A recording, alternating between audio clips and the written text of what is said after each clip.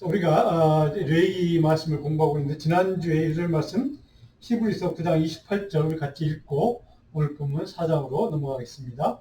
이와 같이 그리스도도 많은 사람의 죄를 담당하시려고 단번에 드신 바 되셨고 구원에 이르게 하기 위하여 죄와 상관없이 자기를 바라는 자들에게 두 번째 나타나시리라. 네.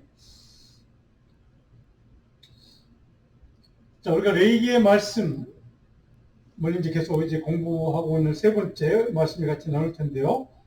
우리가 지난 두 주에 거쳐서 1장에서는 번제 5대 절기가 있다고 했습니다. 그 중에 첫 번째 번제 1장에 대해서 우리가 살펴보았고요. 두 번째 소제 2장에 기록된 소제에 대해서 살펴보았습니다. 지난 시간에 우리가 화목제 3장에 기록된 화목제에 대한 이야기를 우리가 같이 나누었습니다. 오늘은 이제 4장부터 7장까지 살펴볼 텐데요. 특별히 오늘 4장에 기록되어 있는 내용은 속죄에 대한 내용입니다. 속죄제. 그리고 5장에 가면 속건제라는 게 있습니다. 5대 절기 제사 중에 속죄제와 속건제를 4장과 5장을 같이 살펴볼 텐데요. 제목은 이제 향기로운 제물로 드린 예배 이렇게 해서 오늘 우리가 어떤 태도로, 어떤 마음으로, 어떤 영적인 그런 마음을 가지고 주님 앞에 예배를 드려야 할 것인가를 같이 생각해 보는 시간이 됐으면 좋겠습니다. 자, 오늘 4장부터 7장까지 4장을 마쳐야 되는데 제가 설교 노트에 각 장별로 주제, 단락별로 중요한 제목을 제가 달아드렸고 그 다음에 중요한 내용을 몇 가지씩 요약을 해드렸습니다. 여러분 설교 노트 읽으시다가 제가 올려드리는 묵상 노트를 살펴보시고 그에 따라 말씀을 좀 정리해 보기를 바라고 오늘은 중요한 것들만 좀 짤막하게 강조하고 이렇게 넘어가도록 하겠습니다. 자, 속죄제, 4장의 속죄제에 대해서 기록하고 있습니다. 자, 첫 시간에 말씀드렸죠. 신 아포린. 이 속죄제라는 뭐라고 말씀드렸습니까?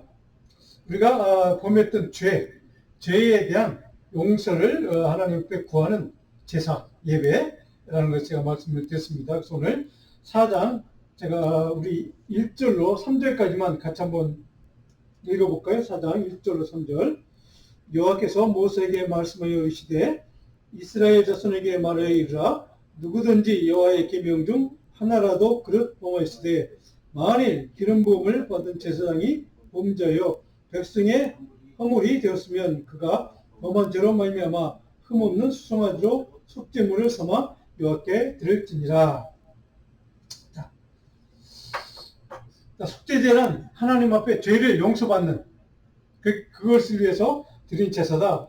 쉽게 그렇게 이해하시면 여러분들이 와 닿을 것 같습니다. 근데 이제 속죄를 받는데 사람에 따라 직분에 따라서 이제 조금 다른 죄들이 있습니다. 그래서 어떻게 예배의 내용이 형식이 좀 다릅니다. 이제 그런 것들을 쭉 기록하고 있는 게 4장의 내용인데 자세한 내용은 제가 여러분 설교 노트를 제가 메모를 잘 해드렸으니 그걸 보시고 참조하시고 본문 이야기를 여러분들 집에서 성경 말씀을 천천히 읽어보시길 바라고요. 6절, 4장 6절을 보시면 피를 가지고 해막에 들어가서 5절에 6절에 그 피를 찍어 여호와 성소의 휘장 앞에 7번 뿌릴 것이며 이제 피를 짐승의 피를 제물로 바쳐서 그 피를 붙여서 제단에 성소 휘장 앞에서 7번 뿌리라 이렇게 되어 있습니다. 어떻게 예배를 제사를 드려야 하는지 정확하게 지금 설명하는 말씀이랍니다. 자, 그렇다면 이 4장의 주제인 속죄제는 도대체 무엇인가? 성경 노트에 있는 내용들입니다. 하나님께 범한 자기 죄를 용서받기 위해서 하나님께 드리는 제사가 이제 속죄제다. 이렇게 요약을 해볼 수가 있습니다. 근데 그 용서받는 것 가운데, 죄 가운데 부지 중에 실수로 지은 죄들 있죠. 부지불식간에 그런 죄도 하나님은 용서를 받으라고 명령하십니다. 그런 죄에 대한 용서를 받는 제사, 우리 이제 속죄제 이렇게 이해하시면 쉽게 이해가 될 것 같습니다. 그런데 신분 등급에 따라 속죄제를 드리는 유형이 크게 오늘 4장에는 4가지로 구분이 되어 있습니다. 4장 2절로 12절까지는 제사장이 죄를 범했을 때 하나님 앞에, 그 다음에 13절 21절까지는 온 회중이 단체로 하나님 앞에 죄를 범했을 때, 그리고 22절로 26절까지는 족장, 그러니까 각 지파의 대표죠. 족장이 하나님 앞에 죄를 범했을 때 어떻게 제사를 드려야 하느냐. 그래야 하나님이 용서하시겠다는 이제 말씀이죠. 그 다음에는 이제 27절로 31절까지는 보통 사람, 평민이 개인이죠. 평민이 하나님 앞에 죄를 범했을 때 어떻게 이 속죄제를 드리라. 이제 이런 말씀이 쭉 기록되어 있습니다. 근데 이 속죄제는 범죄의 내용에 따라서 분류가 되고 있습니다. 어떤 죄에 따라 이런 제사를 드리라. 이제 이런 그래야 용서받을 수 있다는 얘기입니다. 자, 그럼 첫 번째로 크게 두 가지로 나눠보면 그릇 범죄한 경우, 그러니까 실수나 뭐 의도가 있거나 뭐 그렇게 해서 어쨌든 죄를 범해서 이제 다른 사람을 해코지했거나 아니면 죄인 줄은 모르고 그냥 무심결에 했는데 그게 죄가 되는 경우, 이런 경우에 따라서 이제 이런 제사로 그 용서받아라 이렇게 명령이 되어 있다는. 두 번째 크게 분류된 죄의 항목은 뭐냐면 하나님이 금하신 것 뜻입니다. 하나님의 명령, 말씀, 계명, 이거 보통 통칭해서 뭐 율법 이런 것을 범했을 경우에, 그것을 거스렸을 경우에 그거를 범한 거에 대한 상응하는 형벌을 받고 하나님께 처벌을 받아야 되는데 그것을 면하기 위해서 하나님께 드리는 제사가 있습니다. 그래서 그것을 구체적으로 하나님이 이제 이렇게 드리라라고 이렇게 명령하는 말씀이 쭉 4장에 기록되어 있습니다. 근데 그 죄들 가운데 고의성이 있는 죄, 하나님에 대해서 말씀을 이제 불순종하는 것죠. 그 다음에 교만함으로 하나님을 대적한 죄가 있습니다. 이런 것들에 대해서는 하나님이 용서를 해주기 원하시는데 이런 제물로 이렇게 제사를 드려야 하나님이 용서하신다. 이제 이런 말씀을 기록하고 있습니다. 자, 그러면 속죄제로 드리는 제물은 어떤 제물들이 있는가? 이것도 신분에 따라 제물이 틀립니다. 그래서 네 가지로 구분을 해봅니다. 아까 제가 말씀드렸죠. 제사장이 범죄했을 때는 4장 3절에 보면 수송아지로 제물을 올리라 이렇게 되어 있습니다. 제사를 드리라는 거죠. 온 회중이 하나님께 범죄했을 때는 수송아지로 드리되 여기 한 가지 다른 조건이 있습니다. 장로들이 그 제물에 안수하도록 되어 있습니다. 그래서 13절로 15절까지 기록되어 있는 내용입니다. 족장이 죄를 범했을 때는 숫염소로 제사를 드리자 이렇게 되어 있습니다. 보통 평민 개인이 하나님 앞에 범죄했을 때는 암염소나 혹은 어린 양을 제물로 바쳐라 하는 게 이제 4장의 마지막에 쭉 기록되어 있는 내용입니다. 이런 것들이 여러분들이 그렇구나 이 정도만 아셔도 됩니다. 그런데 중요한 것, 이 속죄제를 하나님이 명령하셨을 때 이런 제사를 드려야, 이런 죄에 대해서 이렇게 제사를 드려야, 이런 제물로 나에게 제사를 드려야 내가 용서하겠다고 하는 그 모든 거의 짐승도 틀립니다. 사실 신분, 죄의 내용도 틀립니다. 그런데 한 가지 공통이 있습니다. 그것은 뭐냐면 그 죄에 대한 속죄함을 받기 위해서는 반드시 제물을 통해서 피 흘림이 필요하다고. 제물의 피가, 그래서 피를 발라서 흩뿌려서 그 제물의 향기로 올려드려야 한다는 거죠. 그러니까 피 뿌림이 필요하다. 우리는 신약시대 예수님이 이 땅에 우리의 죄를 대속하기 위해서 십자가에 달려 죽으시고 십자가에서 보혈을 흘리신 그 모든 과정 가운데 하나님이 주님이 피 흘려주신 것. 이것을 우리는 이제 우리 속죄를 위한 보혈이다. 대속의 피다. 라고 이제 설명을 우리는 하는 이유가, 그렇게 이해하는 이유가 거기에서 이 말씀에서 유리한 것입니다. 반드시 속죄는 피 흘림이 요구된다는 사실을 우리는 먼저 우리는 알아야 됩니다. 그리고 피는 자세한 내용이 이제 성경에 기록되어 있는데 피는 성소 안으로 가져가라. 그리고 그 피는 휘장 앞에 뿌려라. 그리고 그 피는 번제단 밑에 나머지는 버려야 된다라고 하나님이 그 피에 대해서 구체적인 지시를 하는 말씀이 4장에 기록되어 있습니다. 자, 이제 5장으로 넘어가면 5장에는 속건제, 5대 제사가 있다고 말씀드렸고 마지막으로 속건제가 있습니다. 5장 전체 내용이 바로 이 속건제에 대한 규례를 말씀하고 있습니다.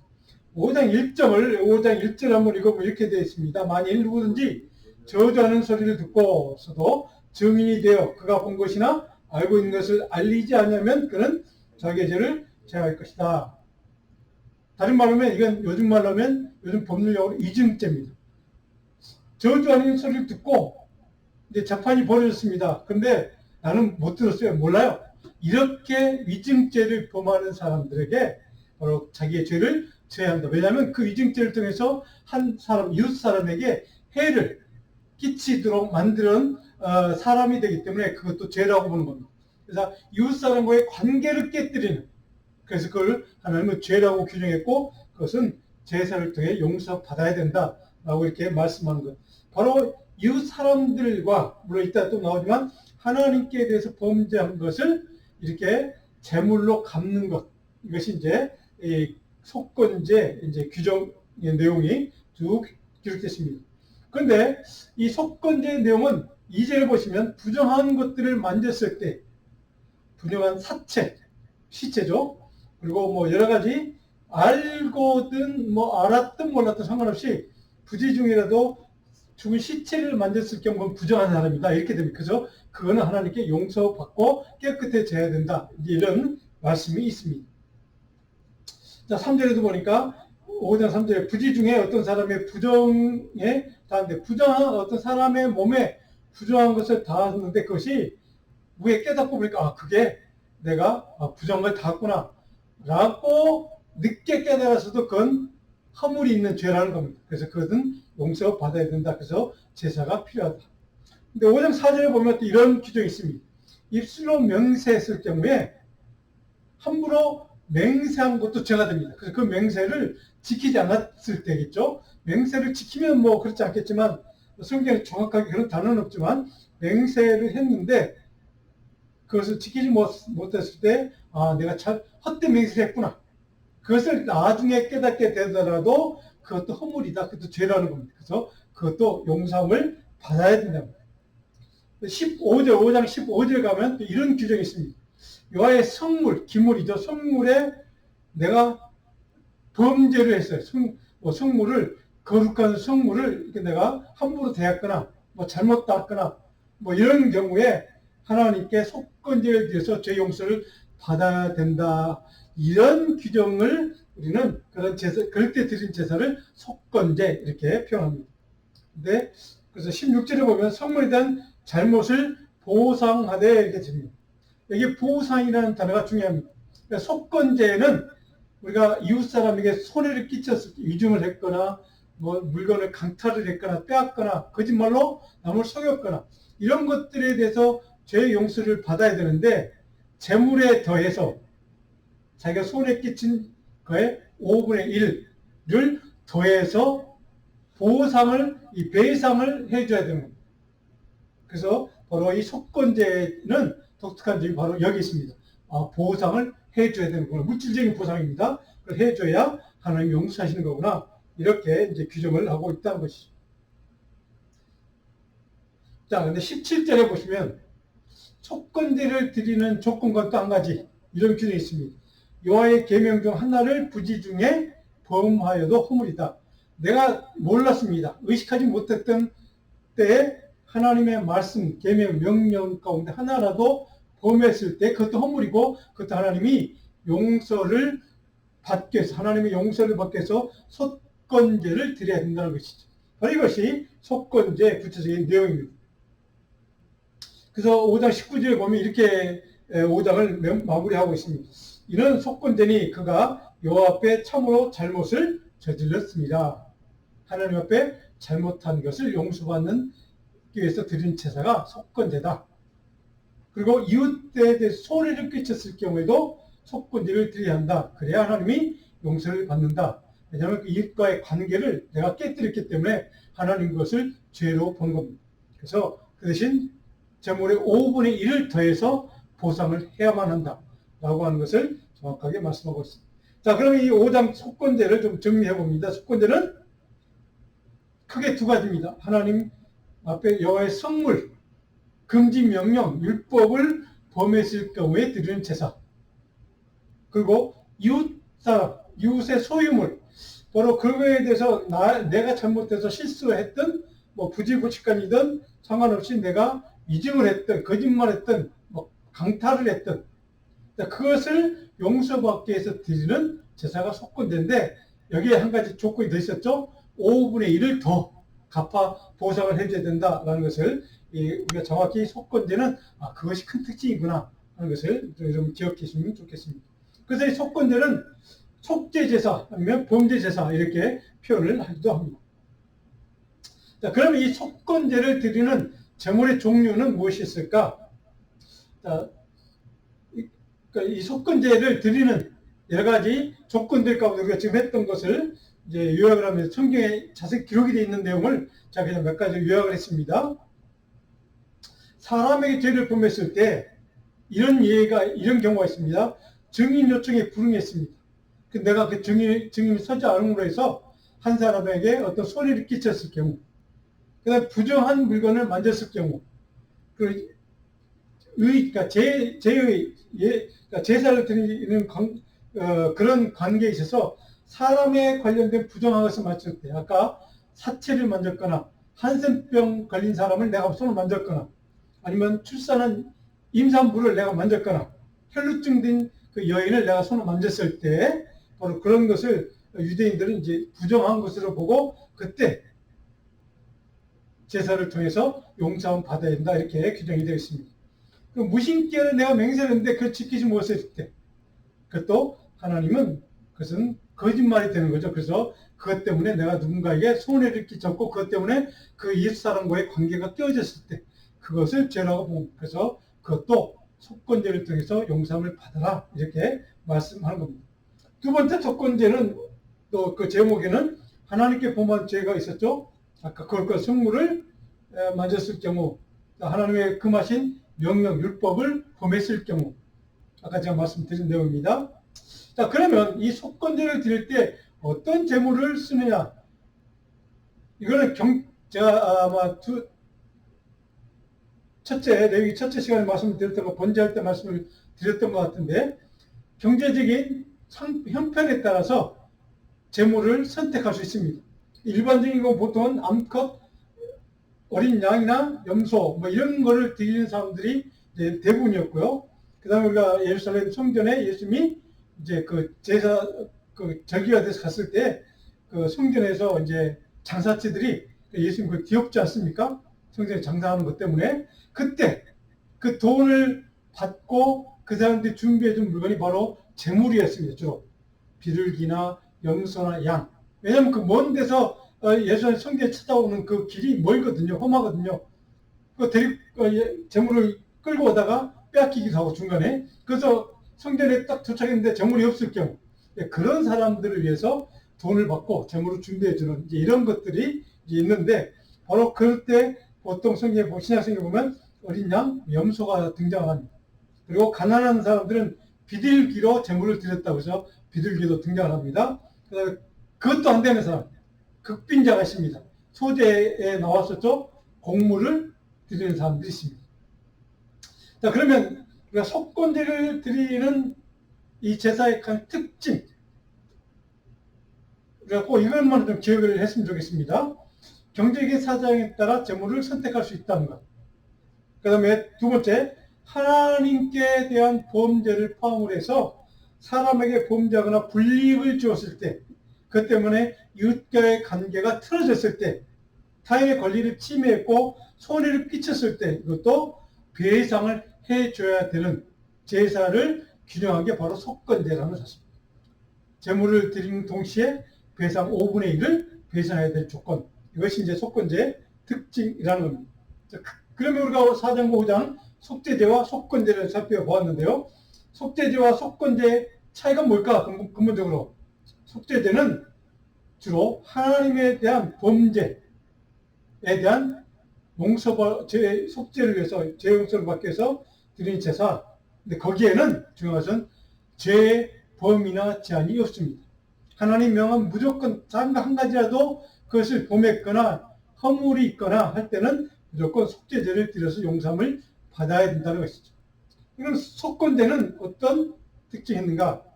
여기는 배상을 내가 누군가에게 이웃사람에게 끼친 손해가 있습니다. 그거에 5분의 1을 더 배상을 해서 제사를 드려야 한다는 것을 이제 추가로 규정을 해놓고 있다는 것을 우리가 보게 됩니다. 5분의 1, 20%만 뭐 해도 된다. 다행히 뭐 50%도 아니고 뭐 100%도 아니고 5분의 1 정도만 해도 된다고 하신 거 보면 하나님 어느 정도 당시의 시대적인 그런 그 사람들의 형편을 감안을 하시 이런 명령을 하신 것이 아닌가 이렇게 생각이 됩니다. 자, 이제 6장으로 넘어가면 6장에 넘어가면 이제 지금까지 살펴본 5대 제사에 대한 추가 규정들이 있습니다. 더 추가는 물론 추가라기보다는 요약이라고 하는 게 더 정확할 것 같습니다. 제사 규정들을 이제 요약해서 한 장에 6장에서 쭉 설명해 주는 게 기록되어 있는 말씀이 6장 전체 내용입니다. 6장 1절로 7절에는 속건제에 대해서 규례가 추가로 설명이 되어 있습니다. 근데 이 6장 1절을 보시면 2절을 보시면 이렇게 기록되어 있습니다. 6장 2절 누구든지 여호와께 신실하지 못하여 범죄하되 곧 이시 맡긴 물건이나 전당물을 속이거나 도둑질하거나 착취하고도 사실을 부인하거나 이렇게 되어 있습니다. 이런 죄를 추가로 좀 설명을 해 주는 겁니다. 근데 이것은 여호와께 신실하지 못하다. 하나님 앞에서 거짓된 삶이다 라고 정확하게 표현합니다. 그래서 범죄했다. 근데 그것이 내용이 뭐냐면 다른 이웃 사람들에 대해서 남의 것을 빼앗거나 전당물을 잡혀다가 속여서 자기 부당한 이득을 취하거나 남의 것을 빼앗는 도둑질하거나 뭐 착취하거나 뭐 강도질하거나 이런 등등의 것을 했을 때에 바로 추가로 속건제를 드리라라고 규정을 말씀하고 있는 게 6장 1절로 7절까지의 내용입니다. 자, 그런데 6장 3절에 보시면 좀 우리가 좀 재미있는 규정이 하나 있습니다. 남의 잃은 물건을 죽고도 사실을 부인하여 거짓 맹세하는 등 남의 것을 잃어버린 것을 주었을 때 그러니까 뭐 습득한 거죠. 그것을 부인하는 경우. 자, 이게 나 준 적 없어. 나 몰라. 이렇게 부인했을 경우에 그것은 위증죄로 해당이 됩니다. 그래서 그런 죄를 범한 사람도 이제 제사로 용서받아라. 이렇게 했습니다. 자, 6절에 보시면 6장 6절에 그는 또 그 속건제물을 여호와께 가져갈지니 양떼 중 흠없는 순양을 속건제물을 위하여 제사장으로 끌고 갈 것이다. 제사장에게로 제물을 끌고 가라고 여기도 명령이 되겠습니다. 뭐 거짓 맹세했거나 거짓 증언을 했거나 남에게 물질적인 재산상의 손해를 끼쳤거나 신실하지 못해서 거짓말해서 남에게 불이익을 끼쳤을 때 이 모든 것들이 다 해당하는데 뭡니까?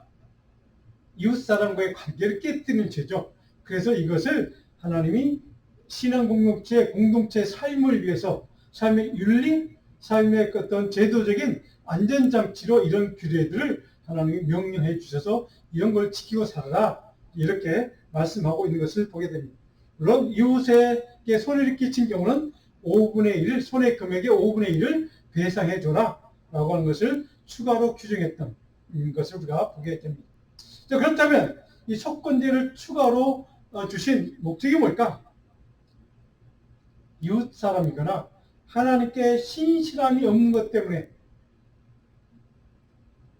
바로 그런 죄로 인해서 누군가에게 해를 끼쳤을 때, 불이익을 줬을 때 바로 그런 경우일지라도 속죄받는 길이 있다. 근데 그것은 하나님께 제사를 드리고 내가 5분의 1을 더 갚아줌으로 해서 용서받을 수 있는 길이 있다는 것을 하나님이 그들에게 제시해 주는 말씀입니다. 물론 그런 실수와 그런 죄와 그런 실패와 허물이 있을 수 있다는 겁니다. 그런데 그것은 너희들 반드시 하나님께 용서를 받아야 한다는 겁니다. 하나님께 회개해야 한다는 것이죠. 하나님의 용서를 받고 그리고 손해를 끼친 거에 대해서는 이 정도는 보상을 해줘라, 배상을 해줘라 이렇게 이제 말씀하고 있는 겁니다. 자, 6장 8절로 13절로 넘어가면 이 단락에는 번제에 관한 추가 규례를 말씀하고 있습니다. 그런데 13절, 6장 13절의 번제 추가 규례를 마지막 절에 6장 13절에 이렇게 기록됐습니다. 불은 끊임없이 제단 위에 피워 꺼지지 않게 하라. 하나님 앞에 번제단에서 불을 펴서 거기다 제물을 태워서 향결 제물을 올려드리는데 그 번제단의 불은 끊임없이 그 불이 피어나도록 지키라 하는 겁니다. 그 불이 끊어지지 않도록 하는 것이죠. 왜 그럴까요? 하나님을 향한 너희들의 그 끊임없는 죄와 허물과 실패와 실수를 너희들이 하나님께 용서를 구하기 위해서는 그 재단의 불, 하나님 용서의 불, 그 은혜의 불을 꺼지지 않도록 항상 살려두라는 것이죠. 하나님께 언제든 그 제물로 용서함을 받아야 한다는 것을 성경이 이렇게 표현하고 있습니다. 그래서 그 재단의 불을 꺼지지 말라고 6장 9절로 12절에도 13절 이렇게 세 번이나 그 짤막한 단락에 반복해서 말씀하고 있습니다. 그만큼 재단의 불을 하나님을 향한 속죄와 예배와 경배와 이 모든 것 불, 하나님에 대한 믿음의 헌신의 불을 꺼지지 않도록 하는 말씀이기도 합니다. 자, 세 번째로 6장 14절 23절에는 소제에 대한 규례를 추가로 말씀하고 있습니다. 자, 6장 20절에 보면 이제 이렇게 기록되어 있습니다. 아론과 그의 자손이 기름 부음을 받는 날, 제가 말씀을 드렸습니다. 이전에 아론 제사장 가문이죠. 이제 제사장으로 안수받는 날입니다. 쉽게 하면 기름 부음을 받는 날에 고운 가루 10분의 1 에바를 항상 드리는 소제물로 삼아 소제로 드려야 하는 겁니다.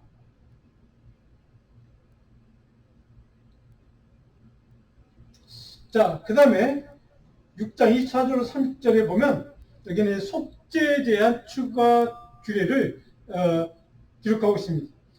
6장 25절에 보면 속죄제 규례이라니 속죄제물은 지극히 거룩하다. 속죄제는 거룩하다고 강조하고 있습니다. 6장 27절에도 그 고기에 적정을 모든 자는 거룩할 것이다. 제물에 손대는 자도 거룩해진다고 얘기합니다. 이것이 이제 속죄제의 특징, 거룩함이다 하는 것을 이제 추가로 이렇게 우리에게 설명해 주고 있습니다. 자, 그런데 이제 7장으로 넘어가면 이제 제사, 5대 제사에 대해서 쭉 설명하다가 마지막 7장에 이제 정리를 합니다. 그런데 그 정리하는 마지막에 제사를 다 드리고 난 다음에 제가 전에 잠깐 설명을 드렸습니다. 그 다음에 제사로 드리고 남은 고기도 있습니다. 그것을 어떻게 분배할 것인가. 제사장, 특별히 7장은 제사장들에게 돌아갈 몫에, 고기의 몫에 대해서 자세히 규정되는 말씀이 7장 전체 내용이기도 합니다. 1절로 36절까지 속건 제물의 몫, 속건 제물을 드리고 난 다음에 제사장에게 돌아갈 몫은 어떤 부분을 제사장이 가져가라 기록하게 7장 1절로 7절까지 되어 있습니다. 번제물과 소제를 드린 다음에 남은 고기의 몫을 제사장에게 돌리는 몫을 어떤 부분을 제사장에게 돌려라 하고 기록한 게 8절로 10절까지 기록되어 있습니다.